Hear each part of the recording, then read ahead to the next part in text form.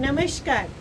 Carnival cruise से एक बार फिर मैं आपके लिए कुछ वीडियो लेकर के आई हूँ और इस बार वीडियो में मैं आपको बता रही हूँ कि कोई भी ग्रह हमारा अगर हमें परेशान कर रहा है तो हम कैसे पता करेंगे कि कोई ग्रह हमें परेशान कर रहा है। जी हाँ, अगर आपके मान सम्मान में कमी हो रही है, पिता से तनाव हो रहा है या आपकी इम्यूनिटी वीक हो रही है तो इसका मतलब है सूर्य ग्रह जो है वो आपको परेशान कर रहे हैं।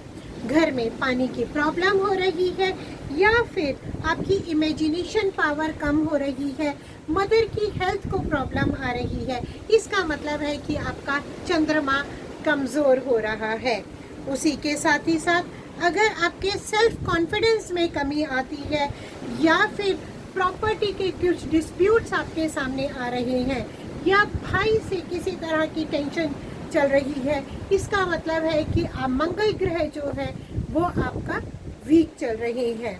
अगर किसी व्यक्ति को नशे की, जुए की बुरी लत लग गई है, लॉजिकल थिंकिंग नहीं रही है, बुआ से और बहन से अगर किसी तरह का कोई टेंशन चल रही है, इसका मतलब हुआ कि बुध ग्रह जो है वो प्रसन्न नहीं है।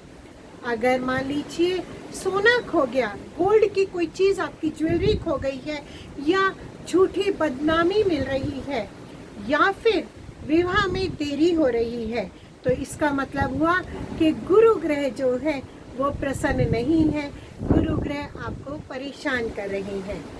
अगर मान लीजिए किसी भी व्यक्ति के जीवन साथी के रिलेशनशिप में या जीवन साथी के रिलेशन में कुछ कमी आती है तो इसका मतलब हुआ कि शुक्र ग्रह जो है वो परेशान कर रही है। शुक्र ग्रह की परेशानी हमें तब भी पता चलती है जब हमारी पर्सनालिटी में वो अट्रैक्शन नहीं रहता है, तो भी जो है शुक्र ग्रह जो है वो परेशान कर रहे होते हैं। अगर मान लीजिए घर के सुख में कमी हो रही है या फिर फाइनेंशियल प्रॉब्लम्स आ रही हैं, फिजिकल प्रॉब्लम्स हमारे सामने आ रही हैं तो इसका मतलब है शनि ग्रह हमारे प्रसन्न नहीं है, हमें शनि ग्रह को प्रसन्न करना चाहिए। ससुराल पक्ष अगर विवाद का कारण बन रहा है, टेंशन आ रही है या फिर हो सकता है किसी तरह से कोई बुरी संगति में कोई व्यक्ति फंस गया है तो इसका मतलब है कि उस व्यक्ति का राहु ग्रह जो है वो प्रसन्न नहीं है। राहु ग्रह तनाव देने वाला है, टेंशन देने वाला है।